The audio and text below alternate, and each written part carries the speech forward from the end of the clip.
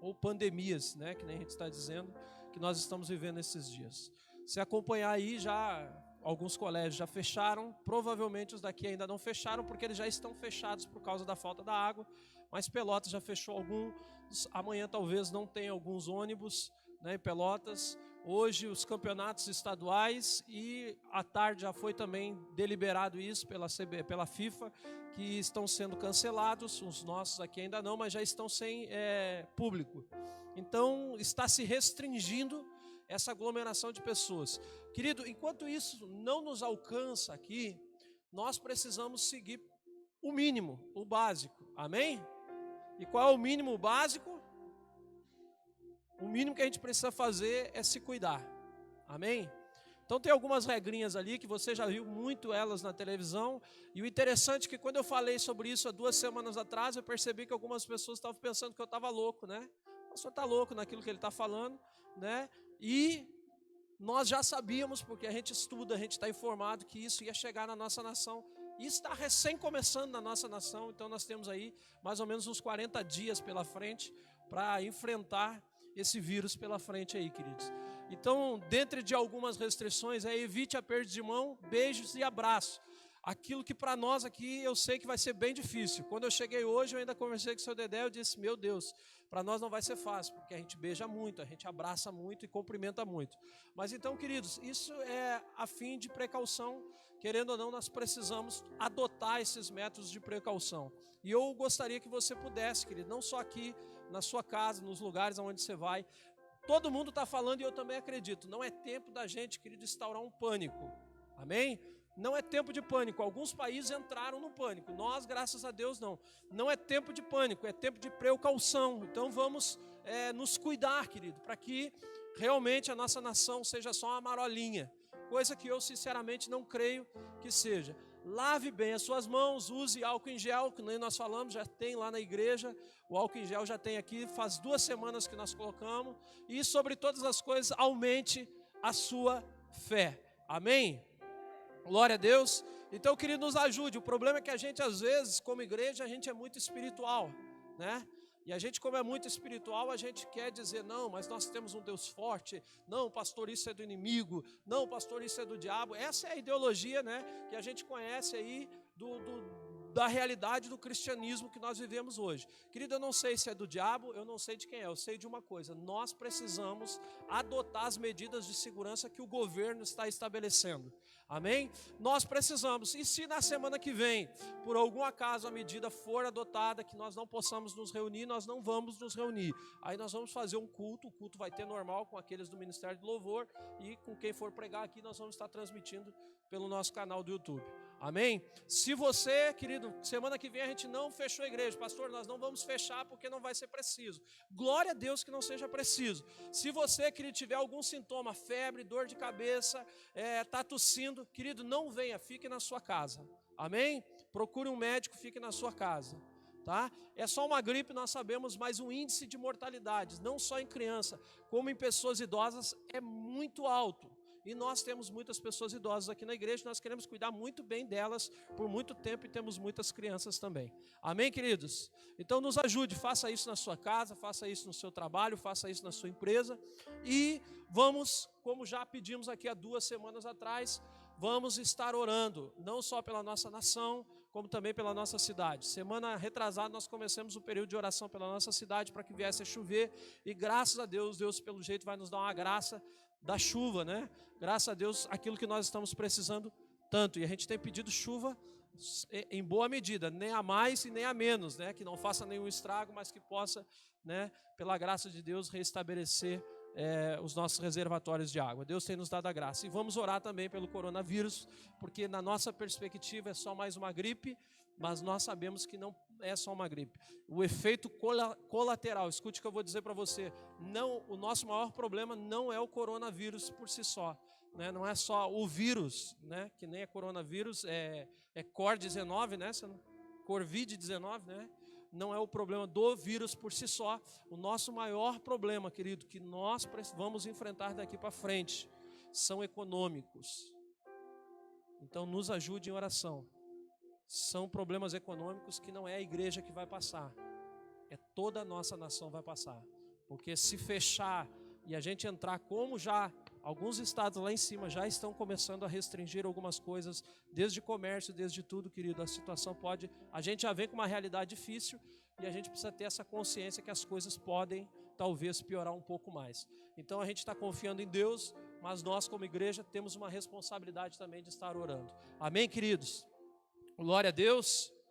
Isso não é falta de fé, isso é senão, querido, senão é responsabilidade. Amém? Então vamos ter responsabilidade.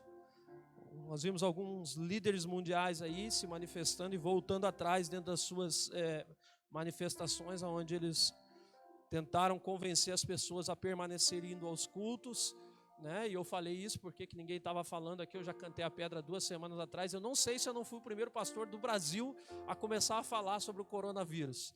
E eu cantei a pedra o porquê que eles não estavam falando. Porque nós sabíamos que poderia acontecer isso das igrejas, as pessoas deixarem de frequentar por causa do vírus. Então, queridos, eles mudaram as suas opiniões muito rápido diante da população e diante do governo, né? Onde eles estavam tentando dizer que a igreja é forte. Claro que a igreja é forte, claro que Cristo está dominando, governando sobre todas as coisas, mas quando você vai para a Bíblia, querido, você vai perceber que Deus é um Deus de ordem. Quando você percebe, você vai para o livro de Levíticos, lá no Antigo Testamento você vai perceber que Deus começa a determinar leis. Leis são organizacionais. Deus sabia que o povo estava indo para o deserto, ou já estava no deserto, e Deus começa a liberar leis para que o povo pudesse permanecer vivo no deserto. Você imagina, no deserto não tinha banheiro, no deserto não tinha lugar para lavar a mão. Então, o que Deus fez? Deus foi estabelecendo alguns tipos de leis a fim de que pudesse ser estabelecida uma ordem, né, mundial com aquele povo que estava ali. Então a gente precisa ler e entender a Bíblia, senão a gente diz assim: pastor, o senhor está com pouca fé. Não, eu preciso entender Deus na sua grande perspectiva. Amém? Então, querido, evite cumprimento de mão, evite beijinho, né? Se você quiser, faz agora. Como é que é a nova moda, né? Aqui, né? E aqui agora para cumprimentar. Lá, tá esperto já, né? A gurizada tá esperta, né? Aproveite, se dê, não deixe de se cumprimentar, mas ainda assim cumprimente. Essa do aqui eu não entendi, porque diz que quando espirra, aí depois você vem, pá. É um pouco estranho, mas tudo bem. Amém, queridos? Amém? Não é tempo de pânico, é tempo de prevenção. Glória a Deus. Acredito que seja só isso. E persevere em oração, querido. Nós oramos muito esses dias e estamos orando muito esses dias. E Deus tem sido muito, mas muito bom conosco mesmo. Amém? Então vamos para a palavra do Senhor. Hebreus, no capítulo 12, no versículo 1 até o 3, diz assim: assim nós temos essa grande multidão de testemunhos ao nosso redor. Portanto, deixamos de lado tudo o que nos atrapalha e o pecado que se agarra firmemente em nós, e continuaremos a correr, sem desanimar a corrida marcada para nós. Conservemos os nossos olhos fixos em Jesus, pois é por meio dele que a nossa fé começa. É Ele quem a aperfeiçoa. Ele não deixou que a cruz fizesse com que ele desistisse. Pelo contrário, por causa da alegria que lhe foi prometida, ele não se importou com a humilhação de morrer na cruz. Agora está sentado do lado direito do trono de Deus. Pensem no sofrimento dele, como suportou com paciência o ódio dos pecadores. Assim, vocês não desanimem e nem desistam. Pai, nós te louvamos mais uma vez. Desde já te agradecemos, ó Pai, pelo teu cuidado, te agradecemos pela tua graça, pelo teu favor, pela tua misericórdia. Te agradecemos, ó Pai, porque o Senhor tem sido, como nós cantamos um louvor, Pai, tão bom para nós, ó Pai. Temos visto, Pai, a tua mão poderosa sobre as nossas vidas, Pai. Temos visto, Senhor Deus, aquilo que o Senhor tem feito, Pai, em nosso meio. Temos contemplado, Pai, sobre todas as coisas, ó Pai, a tua graça e a tua glória, Pai, sobre as nossas vidas. Pai, que essa noite mais uma vez o Senhor possa falar conosco. Que essa noite mais uma vez, ó Pai, o Senhor possa nos encorajar, nos fortalecer. Que essa noite, Pai, mais uma vez, ó Pai, nós possamos, ó Pai, sermos, Pai, encorajados pelo Senhor. Sabemos, ó Pai, que os dias são maus. Sabemos que os tempos são difíceis, mas nós sabemos, ó Pai, que sobre todas as coisas, ó Pai, o Senhor venceu o mundo, Pai, e nos deu a vitória, Pai, que nos é garantida. Assim, Pai, nessa noite nós te louvamos e te agradecemos em nome de Jesus, amém. Pode sentar, querido. Glória a Deus. Você pode dizer glória a Deus? Aleluia. Você ficou quietinho depois que nós falamos do coronavírus? Tem gente que acha que só tem TV a cabo, só Netflix, não vê TV. Os que estão longe do mundo real que nós estamos vivendo. Amém? Queridos, o tema da nossa palavra essa noite, quem sabe? Isso. O tema da nossa palavra essa noite é tempo de transformação. Amém? Quantos aqui, queridos, você quer ser transformado por Deus? Amém?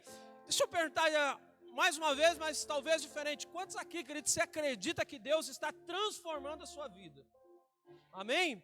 Querido, é assim, Deus ele tem um poder de transformação. Amém? A Bíblia fala, não precisa abrir aí, Léo, tá? É só a nível de introdução. Em Romanos, no capítulo 6, no versículo 4, diz assim, querido: fomos, pois, sepultados com ele pelo batismo na morte, para que,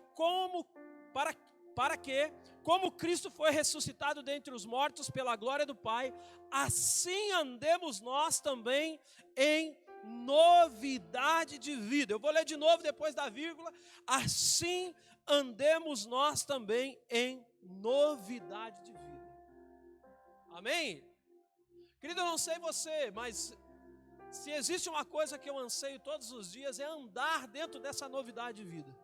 Se tem algo que eu anseio todos os dias, querido, quando eu acordo, é estar dentro daquilo que Deus promete. Amém? Não apenas saber, veja só, querido, muitas vezes nós sabemos tudo aquilo que Deus promete, ou tudo aquilo que Deus tem como promessa para a nossa vida, mas nem sempre nós conseguimos alcançar isso, nem sempre nós conseguimos nos introduzir dentro daquilo que Deus, querido, nos tem como promessa. Amém?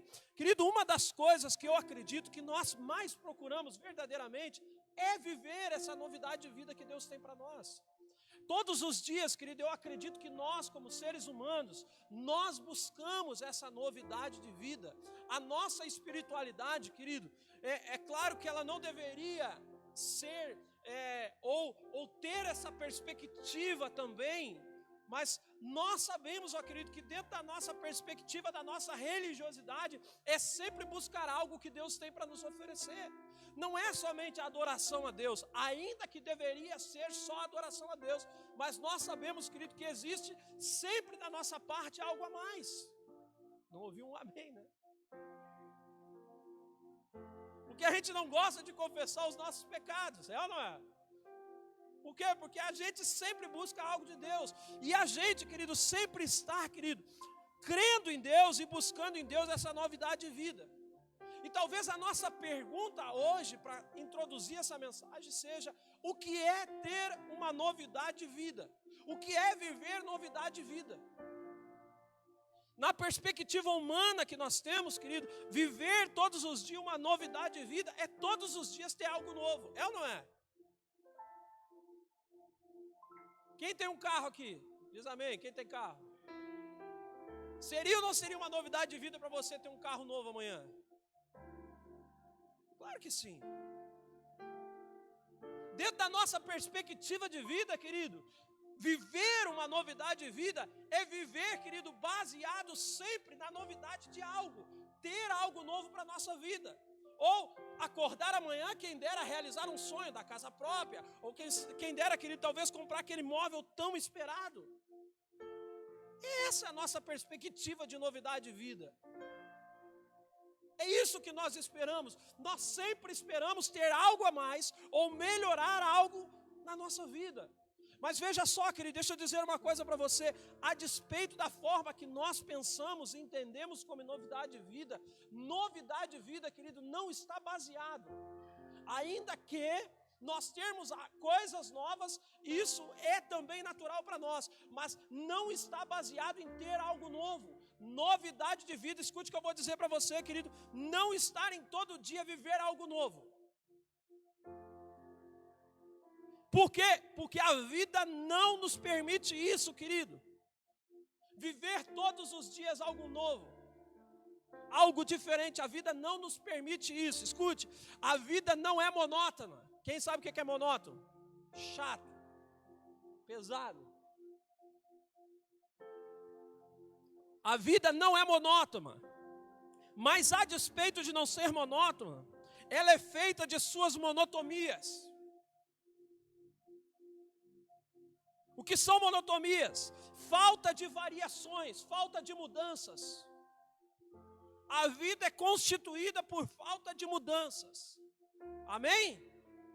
Quem vai para o colégio amanhã, diz amém. Quem estuda? Ah, não tem aula, né? Mas se tivesse, quem vai trabalhar amanhã, diz amém, então. Serviço tem. Quem vai trabalhar na terça-feira, diz amém. Na quarta-feira, na quinta, na sexta, no sábado. Veja, querido, que existe uma monotonia na nossa vida, sim ou não? Sim, por quê? Porque existem repetições na nossa vida. Você amanhã vai tomar café da manhã, não vai? Com certeza. Você vai almoçar? Sim ou não? Sim. Você amanhã vai para o seu trabalho. Quando você voltar para casa, a sua esposa vai estar lá te esperando e os teus filhos estarão lá, se assim você os tem esperando. Sim ou não? Sim. Isso é ou não uma monotonia? É. Coisas que não têm variações. Coisas que não mudam. E elas, querido, escute o que eu vou dizer para você. Elas não podem mudar. Não pode mudar o filho quando você chega em casa. Não pode mudar a mulher quando você chega em casa. Pelo menos não deveria. Nem o esposo quando chega em casa. Você pode mudar o emprego? Pode, mas o quanto isso se torna, querido, variável na nossa vida. Tem pessoas que ficam 10 anos no mesmo emprego. Você não muda de emprego todos os dias ou todos os meses, simplesmente para dizer, eu estou vivendo uma novidade de vida. Você não tem como mudar de casa, querido, todos os dias. É monotonia voltar para sua casa, para o mesmo ambiente que você vive todos os dias. Mas a despeito de ser uma monotonia, querido, a nossa vida, ela não pode ser monótona, ou seja, chata, insustentável por causa disso. O que na verdade, querido, não é a perspectiva daquilo que nós temos, ou daquilo que nós vimos hoje. Por quê? Porque viver a mesma vida que está se vivendo, dentro da nossa perspectiva, é monótono, é chato. E aí a gente está em Deus, querido, procurando em Deus uma novidade de vida. Aí talvez você diga assim, pastor, mas o senhor acabou de dizer que não tem como ter uma novidade de vida vivendo as mesmas monotomias, ou seja, as mesmas coisas todos os dias. Queridos, na nossa perspectiva humana, aonde, querido, precisa haver trocas ou variações de coisas, para quê? Para que aquilo seja considerado como uma nova vida. Não tem como, mas dentro da perspectiva de Deus, querido, tem como você viver uma monotonia. Você viver, querido, quantos anos, dona Eva? 50 aí de casada? Eu fiz os 50 anos, eu nem me lembro agora. 53 anos de casado, tem como viver uma monotonia. Ou seja, a mesma vida sempre há 53 anos e não tornar um casamento monótono, chato, tem como. Obrigado. Tem como você trabalhar 10, 20 anos na mesma empresa e não se tornar, querido, chato, monótono aquele ambiente. Tem como você congregar na mesma igreja, querido, por 10 anos e todos os dias você olhar para a igreja que você congrega e dizer, cara, todos os dias tem uma novidade de vida nesse lugar. Tem como você se relacionar com Deus todos os dias, querido, e dizer que não é monótono, não é chato se relacionar com Deus todos os dias. Mas na nossa perspectiva humana, Deus todos os dias tem que fazer algo diferente para que seja legal se relacionar com Deus. Querido, deixa eu ensinar uma coisa para você. Isso é apenas uma introdução. A vida, escute só, ela é como uma espiral. Quem sabe o que é uma espiral? É assim ou não é? Ele é redondinho, vai rodando. Tem uma foto de uma espiral aí, Léo? Se tiver, vai colocando. Se você sabe o que é uma espiral é assim, ó. Ele parece até um funil. Ele vai rodando, rodando, rodando, rodando, rodando, rodando, rodando, rodando. Veja só, ele tem uma monotonia. Qual é a monotonia? De ser um círculo, está sempre rodando. Mas a despeito de ser um círculo, estar sempre rodando, não está sempre a mesma coisa. Sim ou não? Por quê? Porque ele é um aspiral. O aspiral faz, ainda que esteja rodando, fazendo a mesma coisa sempre, ele faz o quê? É assim ou não é um aspiral? Ele está sempre saindo do mesmo lugar. Ainda que ele ande no mesmo lugar, querido, ele está sempre subindo um nível. Ou seja, faz a mesma coisa sempre. O movimento é um movimento monótono, faz uma monotonia, faz sempre o mesmo movimento. Olha lá, ó. Mas a despeito de fazer o mesmo movimento, querido, ele está sempre avançando. A despeito de fazer o mesmo movimento, ele está sempre fazendo o quê? Subindo um nível. Ou seja, está sempre num nível diferente. Então, querido, veja só. E isso é, querido, o que é viver novidade de vida. É você fazer a mesma coisa sempre. Mas a despeito de estar fazendo a mesma coisa sempre, querido, é você estar fazendo a mesma coisa e todos os dias você subir o nível. Acho que você não pegou o que eu falei.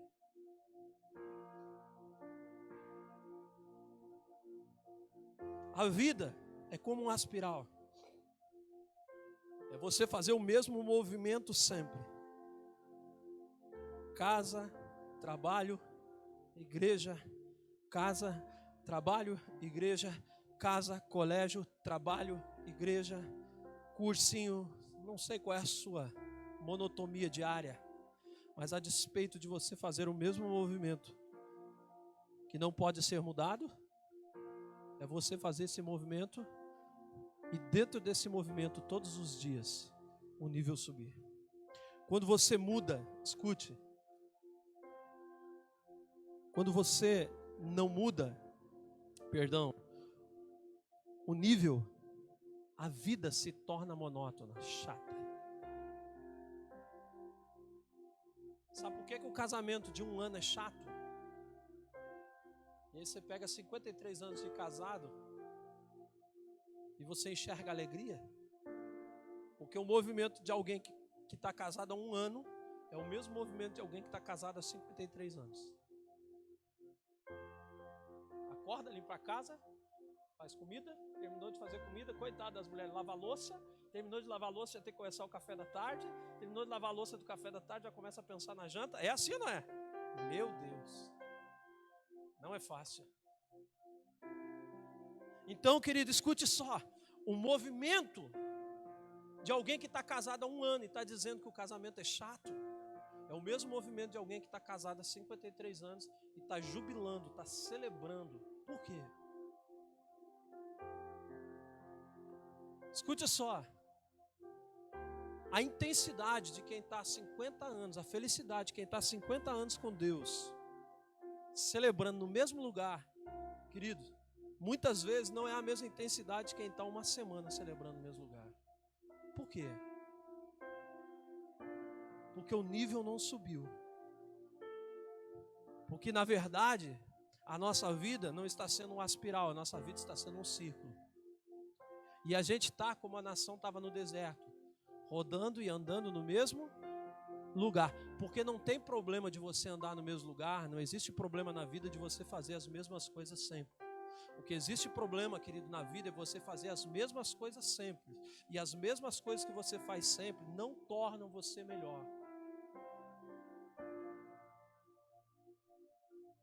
Por isso que tem gente, querido, que está descontente com a igreja, porque você faz a mesma coisa sempre. Está aqui talvez há 5, 10 anos, talvez há 1 ano, e você diz assim, cara, quando eu cheguei era tão legal, mas hoje eu estou aqui, cara, eu não estou achando legal mais. Por quê? Porque você não subiu o nível. Você continua andando, fazendo as mesmas coisas que você fazia antes, mas com o nível é o mesmo. Por isso, querido, que tem gente que está no trabalho há 10 anos e não tem alegria no trabalho que está. Por quê? Porque está fazendo as mesmas coisas, mas ele não sobe o nível. E ele acredita e diz assim, para mim ser feliz aqui eu precisava ser promovido. Pelo menos ia mudar alguma coisa. Não, querido.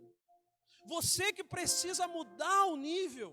Nós precisamos mudar o nível. Quando nós mudamos o nível, querido, escute só, a nossa vida se torna diferente. Então viver em novidade de vida, querido, é verdadeiramente viver uma monotonia, fazer as mesmas coisas sempre, mas sempre elevando o nível. Quando você levanta o nível, querido, o ambiente onde você está se torna diferente. Quando você levanta o nível, querido, escute só, a alegria volta. Então, escute, a responsabilidade da mudança de vida não está nas coisas, não está nos ambientes, está em nós, em fazermos aquilo que nós fazemos sempre de uma forma diferente. Porque não importa o que você está fazendo, importa a forma que você está fazendo. Se você ler comigo Gênesis 42, no versículo 8, olha só, não vai dar tempo nem de chegar na metade dessa palavra aqui. Gênesis 42, 8, não precisa você abrir aí. Diz assim, José, pois, está ali, Léo?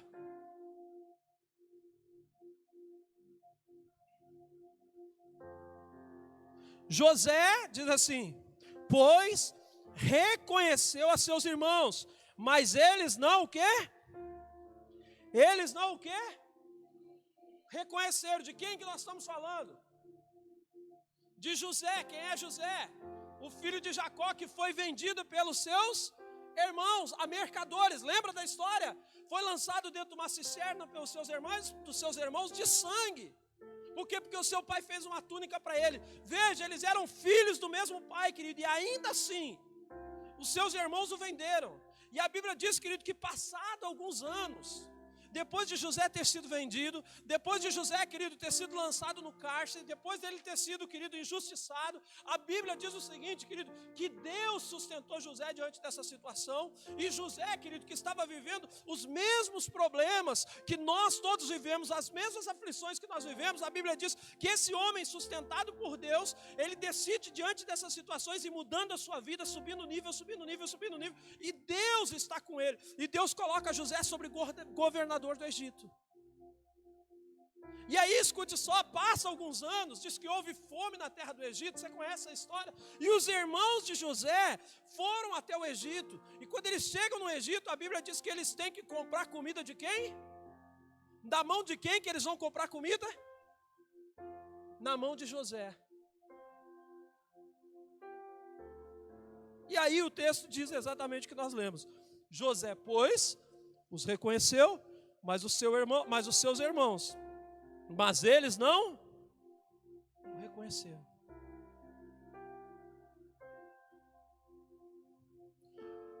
O José que governava, escute o que eu vou dizer para você, querido, não era mais parecido com o José que foi vendido. E por que o José que governava não era mais parecido com o José que foi vendido?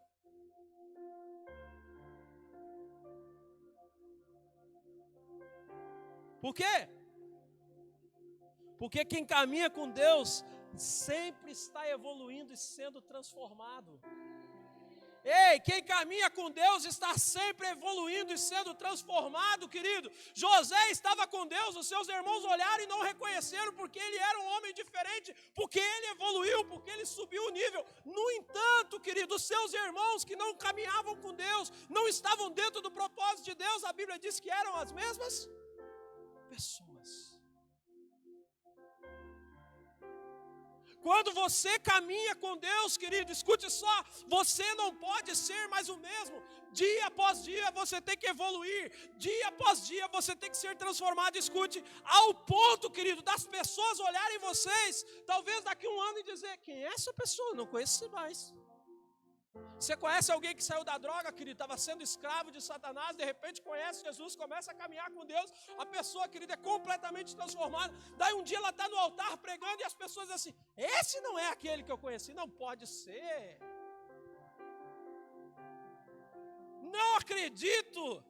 Você está tão diferente, por quê? Porque quem caminha com Deus constantemente é transformado. Se o meu casamento, querido, e eu caminho com Deus, o meu casamento não pode ser o mesmo casamento de um ano atrás. Se eu caminho com Deus, querido, eu não posso ser o mesmo cristão do dia que eu me converti.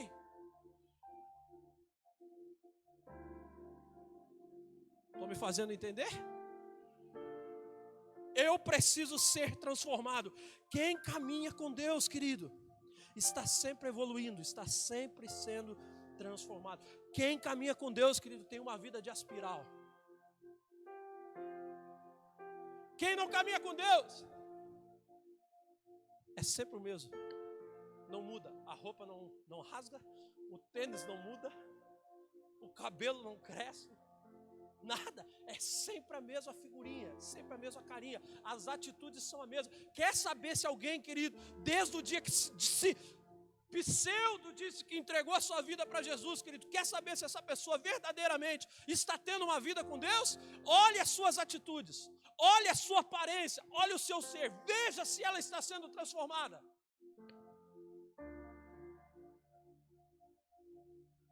Veja se ela é José ou os irmãos do José.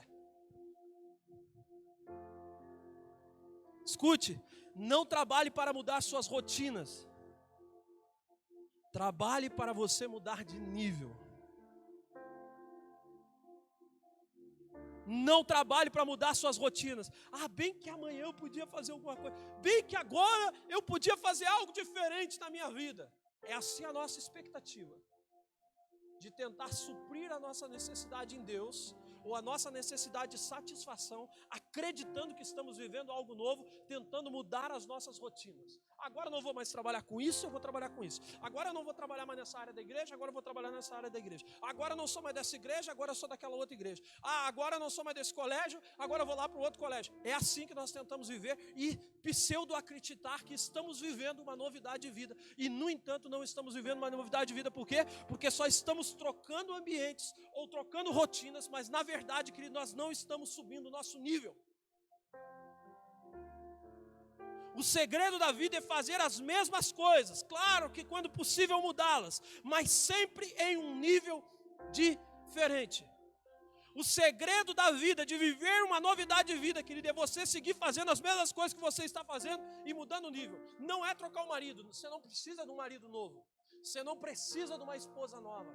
Você não precisa de uma igreja nova, você não precisa de um Deus novo, você não precisa de um patrão novo, não, você precisa, querido, é mudar a sua perspectiva, você precisa, querido, é no lugar onde você está, no ambiente onde você se relaciona, ou casa, família, trabalho, ou igreja, você crescer o nível, você mudar, você se transformar, você dizer, eu saio do deserto, eu entro nessa perspectiva do espiral, pastor, aonde eu aprendo com as dificuldades, aonde eu aprendo com as indiferenças, aonde eu aprendo com os como é que a gente pode dizer? Quando vem assim, as intempéries do tempo. E isso tudo eu uso a fim de me transformar, de me fazer alguém diferente. Eu cresço com os problemas, eu não diminuo com eles. Eu subo o nível. Jesus, escute o que eu vou dizer para você. O Jesus do casamento de Caná da Galileia, aonde começa o seu ministério, não é o mesmo Jesus, querido, da cruz.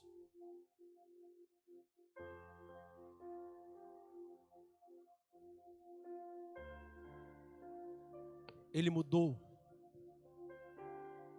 Mas ele não tem sombra nem variação. Eu estou falando do Jesus, eu não estou falando do Cristo. Existe uma diferença. O Jesus e o Cristo. O Cristo é o Deus encarnado. O Jesus é o homem carne. O Jesus, homem carne. Ainda que os dois se tornam em um, mas existia o homem carne chamado Jesus. Esse aprendeu com as dificuldades da vida e foi, querido, crescendo, subindo o nível. Você não pode, escute o que eu vou dizer para você, não vai dar nem para lamber. Você não pode estar sendo hoje o mesmo cristão de 10 anos atrás, quando você entregou a sua vida para Jesus.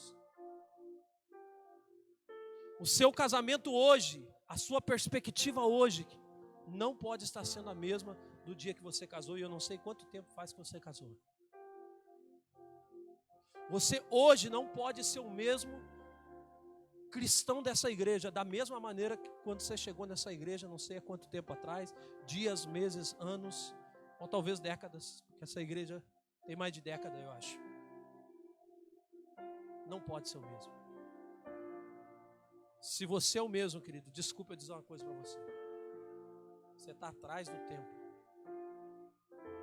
Se você é o mesmo, desculpa eu dizer uma coisa para você. Você tem todas as razões para não estar sendo feliz. Porque você não mudou em nada. Você não cresceu em nada. Então tudo para você está ruim. Quando alguém não cresce, escute o que eu vou dizer para você. Tudo para ele está ruim. Um homem que não cresce como um homem da casa, a mulher sempre está ruim. A mulher que não cresce como mulher, escute o que eu vou dizer para você, o marido está sempre ruim. Um pai e uma mãe que não cresce como pai e mãe dentro de uma família, querido, os filhos estão sempre ruins. Um cristão que não cresce dentro da igreja, a igreja está sempre ruim para ele. Um funcionário que não cresce dentro da empresa, escute, a empresa está sempre ruim para ele. A insatisfação, querido, não se dá nas rotinas diárias que nós temos, e sim, querido, na nossa incapacidade de crescimento, de desenvolvimento, de nos transformarmos. Olha para a pessoa que está do seu lado e diga: você precisa mudar de nível. Aí talvez você diga assim: pastor, mas como se transformar e mudar de nível? Querido, eu poderia dar 3 conselhos rápidos para vocês dentro do texto de Hebreus, no capítulo 12, que nós acabamos de ler. O primeiro exemplo, ou o primeiro conselho que eu daria para você, que essa noite quer mudar de nível. Você quer sair do deserto e você quer entrar numa espiral. Você quer começar a mudar a sua vida. Você quer começar a viver uma novidade de vida. Você não aguenta mais viver a realidade que você está vivendo. Então, se você não aguenta mais viver a realidade que você está vivendo, querido, você só tem uma saída. Ou morrer, ou mudar. Amém? Só tem uma saída, se você não viver mais o que você está vivendo. Ou você muda, ou você morre. Parece duro, mas é verdade, por quê? Porque a situação vai continuar sendo a mesma. 3 conselhos para você que quer mudar. Se é que quer mudar, se é que quer crescer. Primeira coisa está lá no versículo 1, diz assim: assim nós temos essa grande multidão de testemunhas ao nosso redor. Portanto, deixamos de lado tudo o que nos atrapalha e o pecado que se agarra firmemente aonde? Em nós. Qual seria o primeiro conselho diante de Hebreus capítulo 12 que você daria para alguém que quer crescer? Você já sabe, está na Bíblia.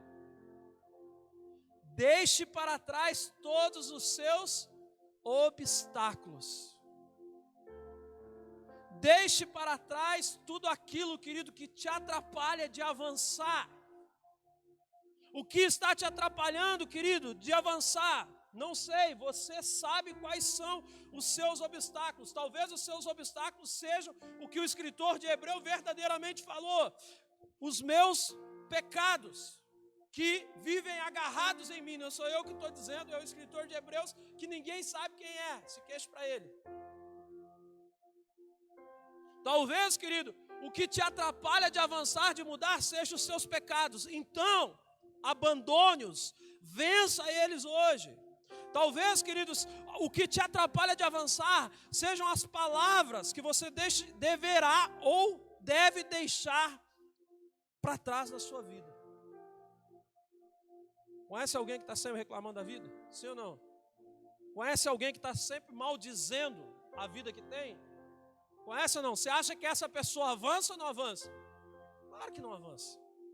Talvez, querido, que esteja te atrapalhando de avançar sejam os sentimentos que você precisa deixar para trás. Talvez, vou ir lendo assim porque não vai dar tempo. Talvez, querido, o que você precisa deixar para trás para você poder avançar seja parte do seu passado, que até hoje, querido, ainda está preso você a ele. Talvez, querido, para você avançar, você precise deixar para trás alguns relacionamentos precisam acabar. Talvez, querido, para você avançar, você precisa deixar alguns obstáculos para trás. E talvez alguns obstáculos, querido, que estejam te impedindo de avançar, sejam algumas pessoas que devem sair da sua vida. Quais são as pessoas que devem sair da sua vida nesses dias? Eu falei aqui esses dias, quais são as pessoas, querido, que precisam sair do seu feed de notícias, ou seja, do seu hall de amizade, no Facebook, que fazem mal para você. Você abre a tela e você vê aquilo ali sem nexo, sem noção, falando o que não deve, querido, para quem não quer ouvir e para quem não quer ver.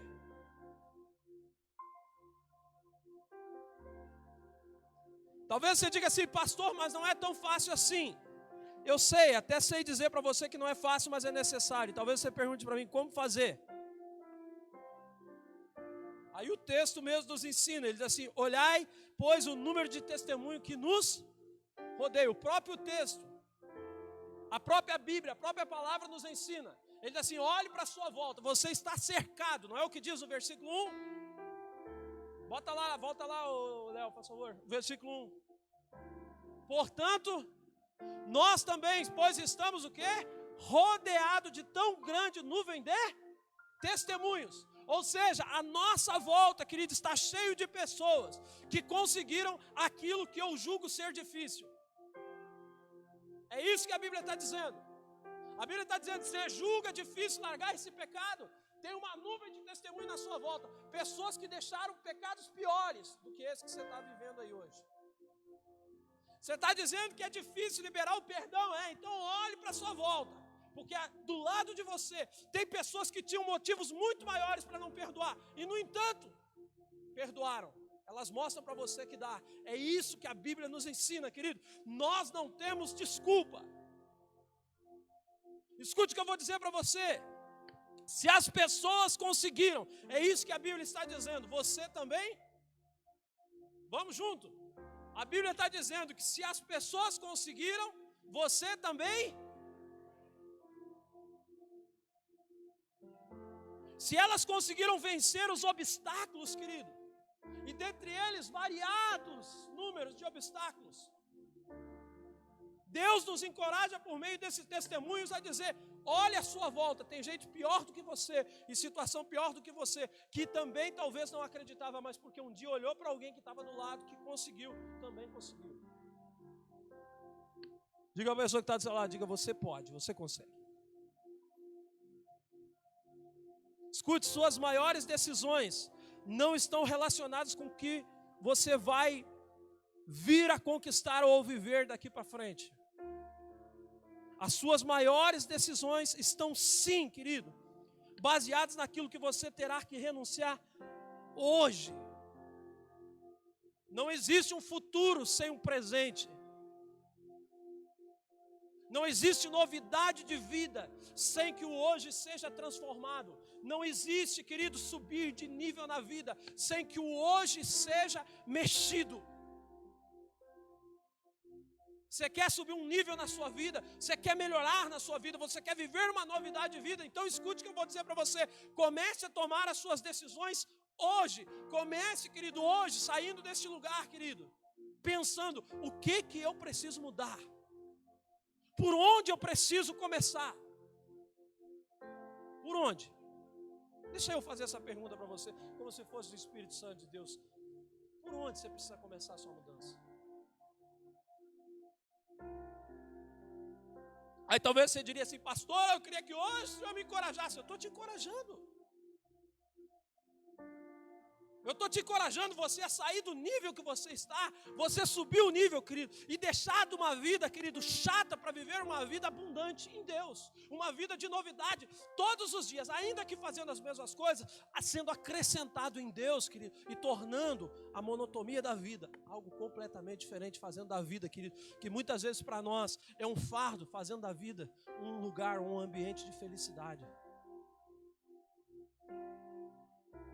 Comece hoje, decida hoje. Não tenha medo de abrir mão daquilo que é certo e muitas vezes medíocre, para se lançar naquilo que é desconhecido, mas com certeza glorioso, porque foi preparado por Deus para você. Não tenha medo, querido, de renunciar o hoje, que muitas vezes o nosso hoje é muito medíocre, é muito pequeno perto daquilo que Deus tem para nós amanhã, porque eu bem sei os planos que tenho sobre vós, planos de bem, não de o que olhos não viram, ouvidos não ouviram, é o que para você existe algo de Deus. Segundo conselho que eu deixo para você, querido, ainda no versículo 2, volta lá, Léo, por favor.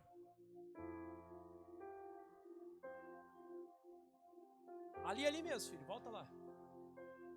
Deixe todo o embaraço e o pecado que tão de perto nos rodeia, e corramos com a carreira que nos foi, ou que nos está o quê?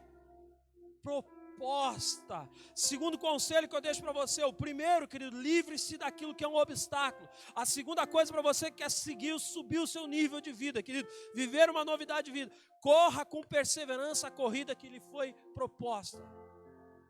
Viva aquilo que Deus tem para você, amém? Corra a corrida que foi proposta para você. Escute alguns conselhos. Não corra aquilo que não é sua corrida. Não entre numa corrida que não é sua.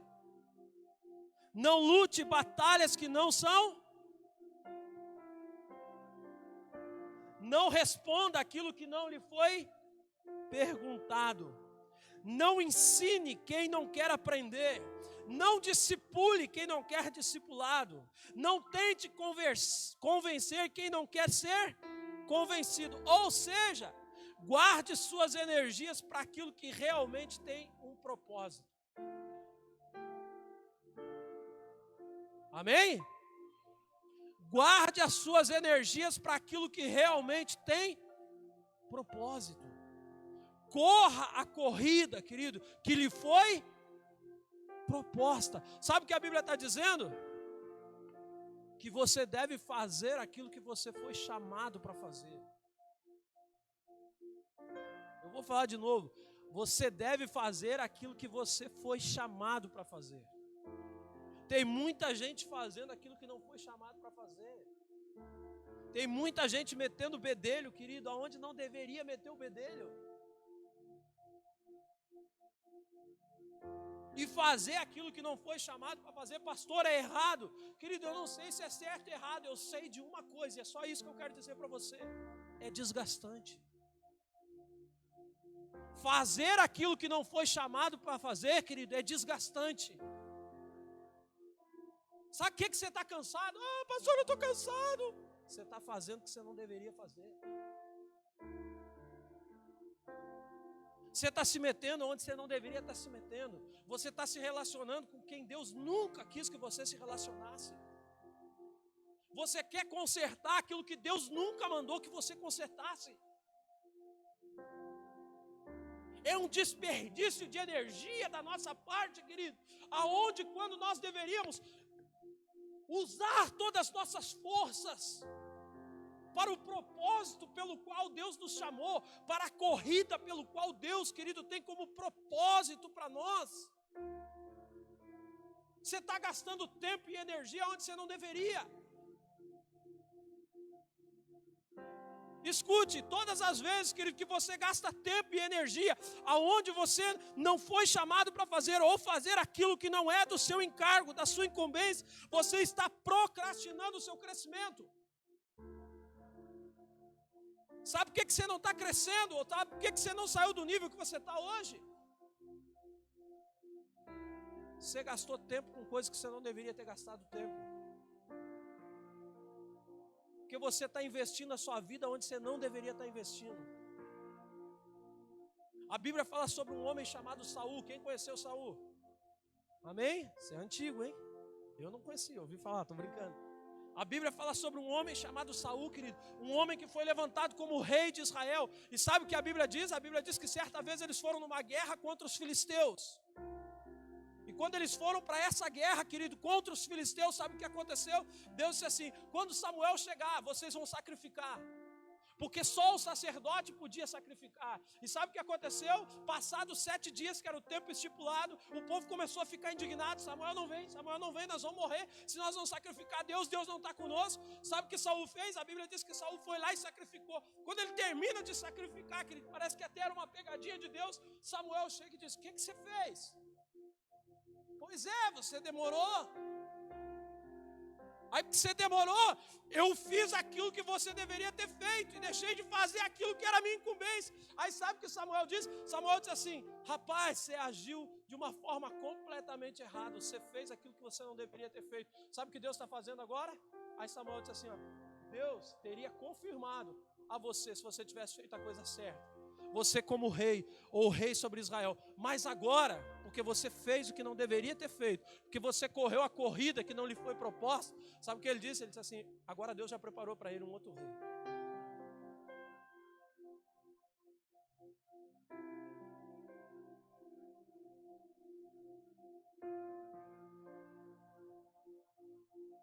E às vezes é assim que está acontecendo na nossa vida. A Bíblia diz que Samuel se desesperou. Não adiantava mais se desesperar. Nós temos a graça de Deus, querido. Nós temos a palavra de Deus. Nós temos a oportunidade, querido, de chegar diante de Deus por meio da sua palavra e Deus nos encorajar a dizer: cara, para de fazer algumas coisas, comece a fazer aquilo que realmente você deve fazer. Para de gastar suas forças com coisas que você não deveria estar gastando. Começa a gastar força com aquilo que você tem que gastar. Tira um pouco da televisão e vai orar para os seus filhos. Sai um pouco da casa do vizinho e vai orar para a sua família, para o seu esposo, para a sua esposa. Desliga o Big Brother, pega a Bíblia e vai ler a Bíblia. Abre o jornal, vai ler o jornal. Vai te inteirar do que está acontecendo no mundo. Vai te informar, vai gerar um crescimento na sua vida. Faz alguma coisa que seja produtiva. Sai da internet, para de dar clique onde não tem que dar clique. Para de responder, querido, quem não quer ouvir as suas respostas. Para de tentar ser amigo de quem nunca quer ser o seu amigo. Pastor, o senhor está sendo duro? Não, estou sendo verdadeiro, querido. A gente está tentando conquistar umas amizades que não querem ser nossas amizades e que Deus também não quer que sejam nossas amizades, porque algumas amizades, diz a palavra, nos levam para a perdição.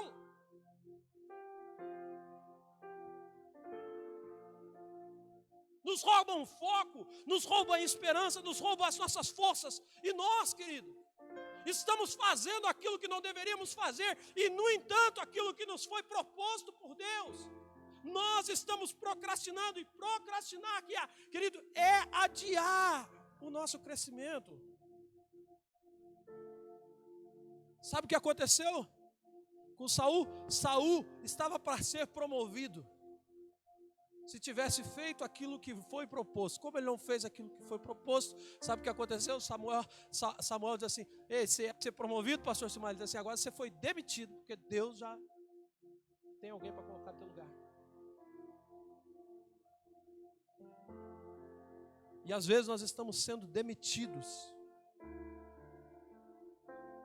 A precipitação nos traz demissão e o propósito nos promove. Correr a carreira, aquilo que nos foi proposto, querido, vai trazer sempre promoção e transformação sobre a nossa vida. Eu conversava com alguém hoje, eu preciso falar isso, e alguém disse assim para mim: pastor, o senhor é meio hiperativo assim, dentro dos seus conhecimentos, daquilo que você faz. Aí a pessoa disse assim para mim: por que você nunca pensou em ir embora da cidade, viver em outro estado? Com o conhecimento que você tem, com os dons que você tem, faz tudo que você toca, você faz. Você nunca pensou em ir embora? Eu digo: não. Aí a minha esposa disse: eu já viajei, quando viajei pensei. Aí a pessoa disse: não, por que vocês não vão então? Aí a pergunta foi: vocês acham que vocês não conseguiriam viver no outro estado? Eu digo: conseguiríamos. Aí a minha esposa disse: viver nós conseguiríamos, ser feliz nós não conseguiríamos.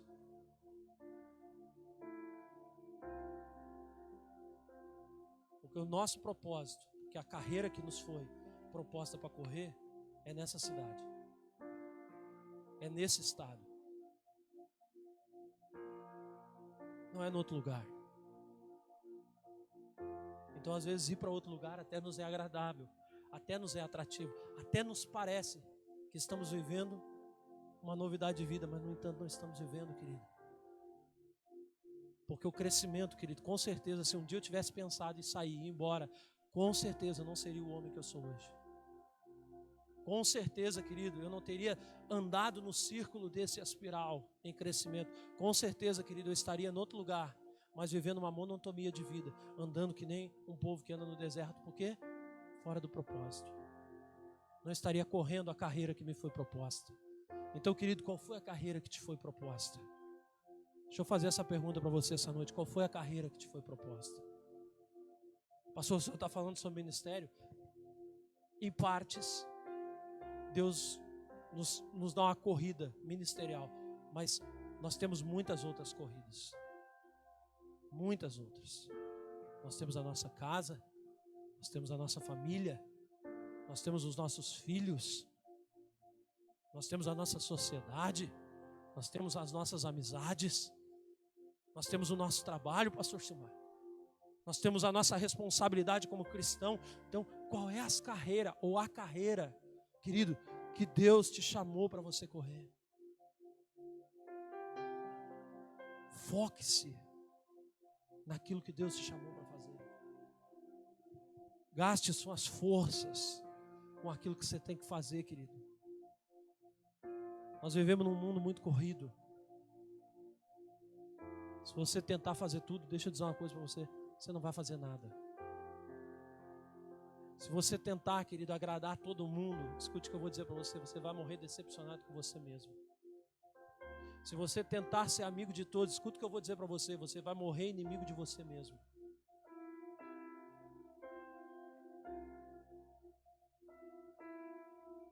Não existe politicamente correto nesses dias. Existe, querido, segundo a Bíblia, sim, sim, não, não. Eu posso, eu não posso. Eu consigo, eu não consigo. Terceiro, para nós ir embora. Lá no versículo 2 diz assim, 2 e 3 diz, conservemos os nossos olhos fixos em Jesus, pois é por meio dele. Pode subir o pessoal do louvor, pode sair do fundo, por favor, já sobam aqui. Pois é por meio dele que a nossa fé começa, e é ele quem aperfeiçoa. Ele não deixou que a cruz fizesse com que ele desistisse. Pelo contrário, por causa da alegria que lhe foi prometida, ele não se importou com a humilhação de morrer na cruz, e agora está sentado do lado direito do trono de Deus. Pensem no sofrimento dele e como suportou com paciência o ódio dos pecadores. Assim, vocês não desanimem e não desistam. Terceiro conselho que eu deixo para você, querido, para encerrar: não desanime e não desista. E talvez você pergunte para mim, pastor, como nos dias e nos tempos que nós vivemos hoje, não desanimar e não desistir? De que maneira? Você tem a solução para isso? Como nos dias que nós vivemos hoje, querido, não desanimar e diante do desânimo não pensar em desistir? O escritor de Hebreus nos ensina. O que ele diz no começo do versículo 2? Bota ali, Léo, por favor. Vamos na Bíblia. Já estamos acabando. Conservemos o quê?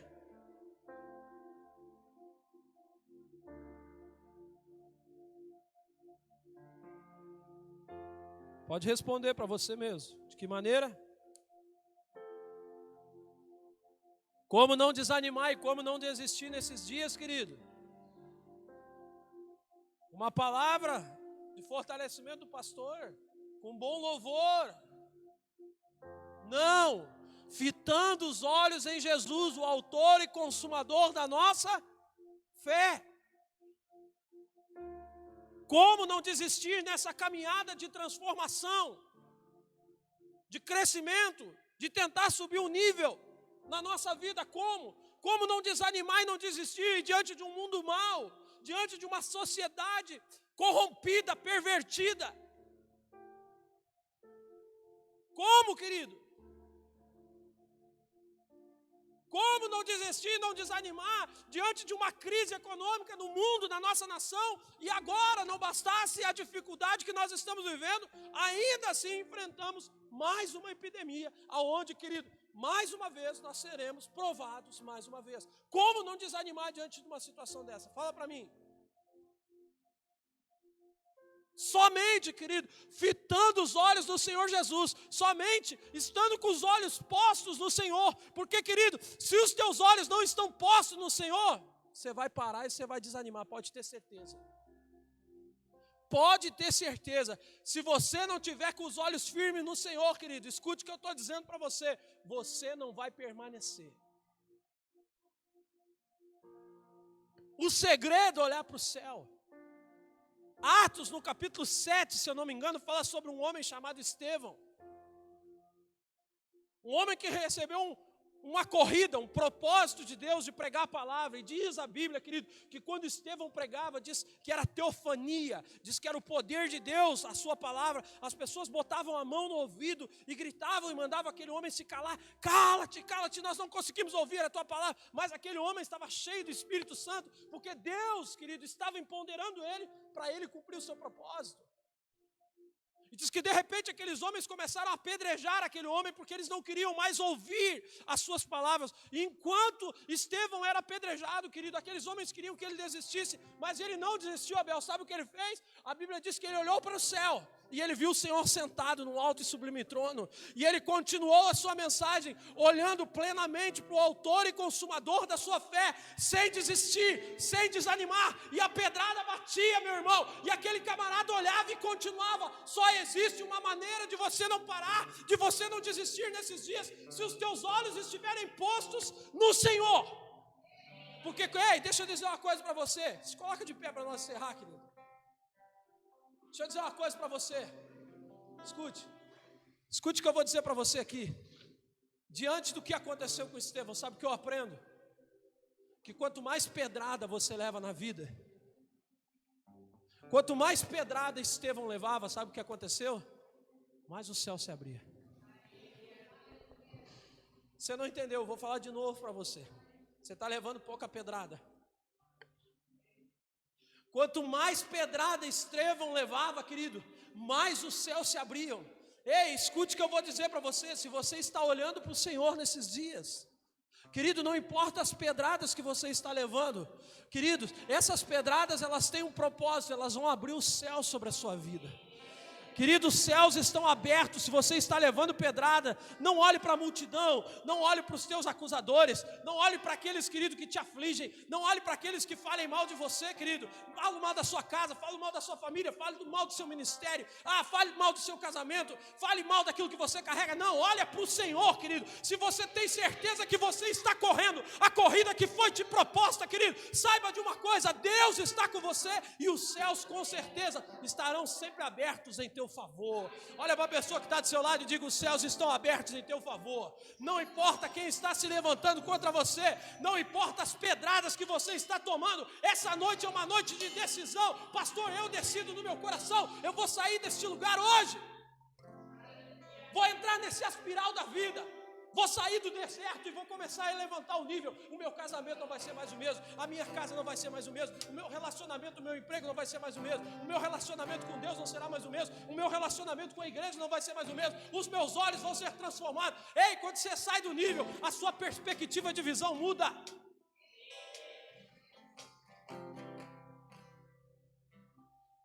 Querido, o que eu estou enxergando não é a mesma coisa que você está enxergando. Sabe por quê? Os projetistas podem me dizer, acho que é 75 centímetros. Diferenciam a minha visão da sua.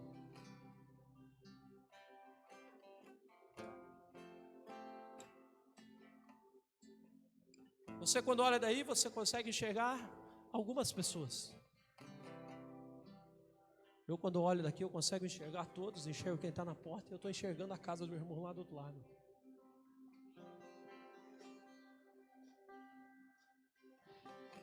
Quer ver a vida diferente? Quer ver a sua igreja diferente? Quer ver o seu marido, a sua esposa diferente? Quer ver o seu bairro